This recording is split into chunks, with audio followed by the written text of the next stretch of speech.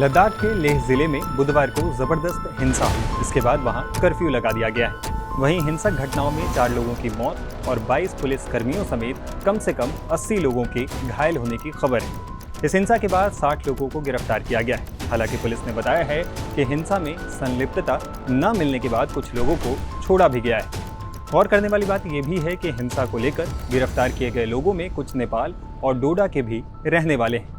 ऐसे में सवाल उठ रहे हैं कि क्या इस हिंसा के पीछे कोई विदेशी साजिश है।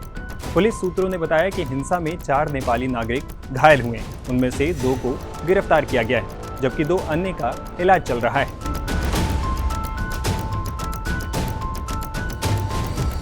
दूसरी तरफ खुद सोशल एक्टिविस्ट सोनम वांगचुक ने कहा कि हिंसा के दिन अचानक उनके अनशन स्थल पर भारी संख्या में युवा शामिल हो गए थे। उन्होंने कहा कि आमतौर पर उनके अनशन में 25 साल से कम उम्र के लोग कम ही शामिल होते थे। ये जो जेनजी आज बाहर निकले, उनको हमने कभी शक्ल तक नहीं देखा था।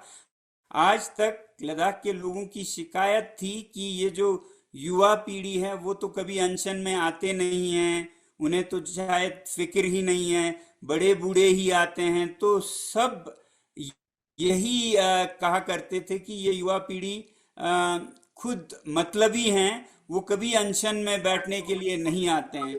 तो अचानक से वो आ गए। उनमें से किसी का हमने कभी शक्ल, बल्कि हमने मतलब 25 से कम के युवा लगभग ना के बराबर देखा है आज तक के अनशन में। आज अचानक उनका सबका एक तरह का बाढ़ सा आ गया। ये सब लोग हैरान हैं इस पे। धन्यवाद। और हाँ, नेपाल से मुझे नहीं पता, हो सकता है लोग उदाहरण लेते हों एक दूसरे से, मगर इसका मुझे नहीं पता। मगर जैसे वो निकल के आए, ये बिल्कुल किसी ने इमेजिन नहीं किया था।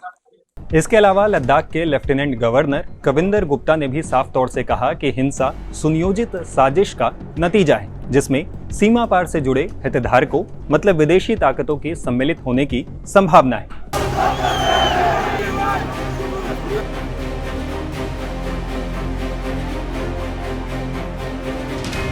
लोकतांत्रिक व्यवस्था में ये सब चीजें करने का सभी को हक है, लेकिन शांतिपूर्ण तरीका उसका रहता है। लेकिन आज का जो इंसिडेंट हुआ, कुछ लोग धरने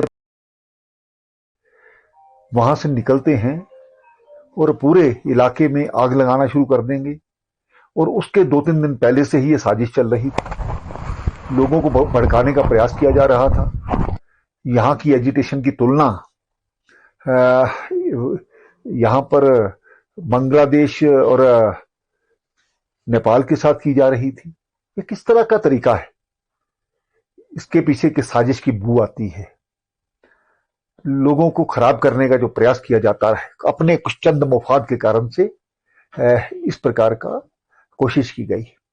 आज आपकी जानकारी के लिए, जब हमने सुबह लॉ एंड ऑर्डर को मेंटेन करने के लिए, एक बंद के लिए हमने पुलिसकर्मी यहाँ पर लगाए थे, तो वहां पर उनके हाथ में लाठियां थी। लेकिन वहां पर सीआरपीएफ की गाड़ी खड़ी है, उसमें जवान बैठे हैं, और आप उसको आग लगा दोगे? हम अपने जवानों को इसी प्रकार से मरने देंगे? डीजी जो लॉ एंड ऑर्डर मेंटेन करता है, बड़े बड़े पत्थर लेकर के अपनी गाड़ियों से निकाल करके उसकी गाड़ी पर मारे जाते हैं। क्या इसको ठीक करना नहीं था? अगर आज नहीं रोका जाता तो मुझे लगता है कि पूरे लेह को ये लोग बर्बाद करने का प्रयास करते।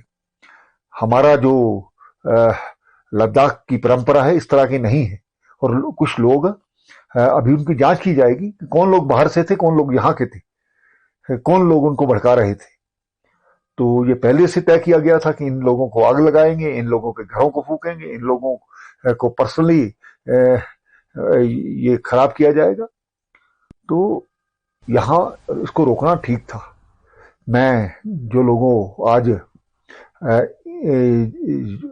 जिनकी जो मरे हैं उसके लिए कौन जिम्मेवार है? यही लोग जिम्मेवार हैं जिन्होंने कल भड़काया था, नौजवानों को गलत रास्ते पर लेकर के गए थे। हम ऐसी चीज को बर्दाश्त नहीं कर सकते।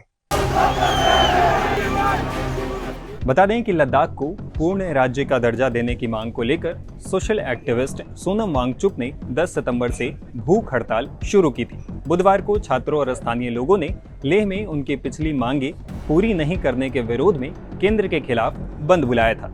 इसी दौरान हिंसा हुई। प्रदर्शनकारियों ने बीजेपी ऑफिस और सीआरपीएफ की गाड़ी में आग लगा दी। प्रदर्शनकारियों और सुरक्षा बलों में झड़प भी हुई। इधर केंद्र सरकार ने लद्दाख हिंसा के लिए सोनम वांगचुक को जिम्मेदार ठहराया है। गृह मंत्रालय ने देर रात बयान में कहा कि वांगचुक ने भड़काऊ बयानों से भीड़ को उकसाया, हिंसा के बीच अपना उपवास तो तोड़ा, लेकिन हालात काबू करने के प्रयास की जगह एम्बुलेंस से अपने गांव चले गए। मंत्रालय ने कहा कि कई नेताओं ने वांगचुक से हड़ताल खत्म करने की अपील की थी, लेकिन उन्होंने हड़ताल जारी रखी। उन्होंने अरब स्प्रिंग शैली और नेपाल में जेनजी विरोध प्रदर्शनों का जिक्र करके लोगों को गुमराह किया। इधर सोनम वांगचुक की संस्था पर विदेशी चंदा कानून FCRA उल्लंघन के आरोपों की CBI जांच शुरू हो गई है।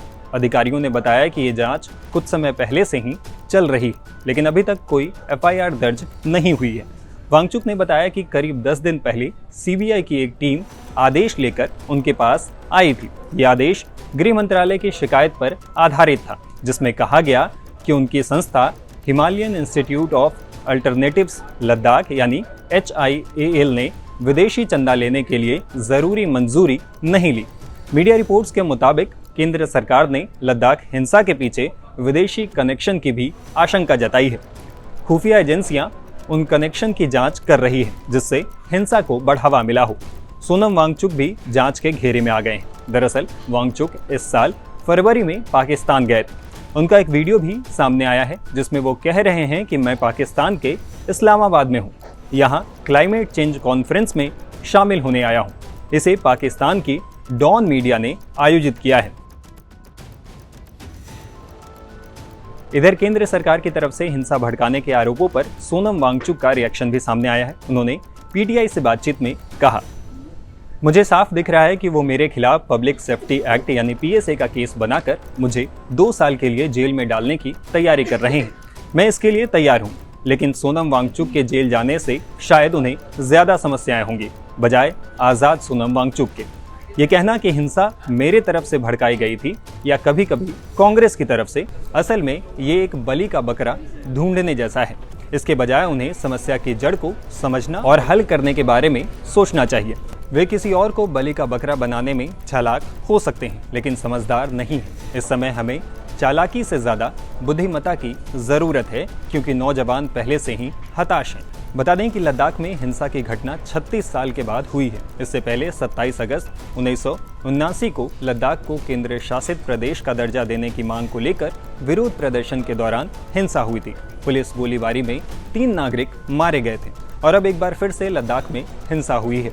उम्मीद करते हैं कि जल्द से जल्द लद्दाख की समस्याओं का समाधान हो जाएगा। लद्दाख शांति और विकास के रास्ते पर फिर से आगे बढ़ेगा।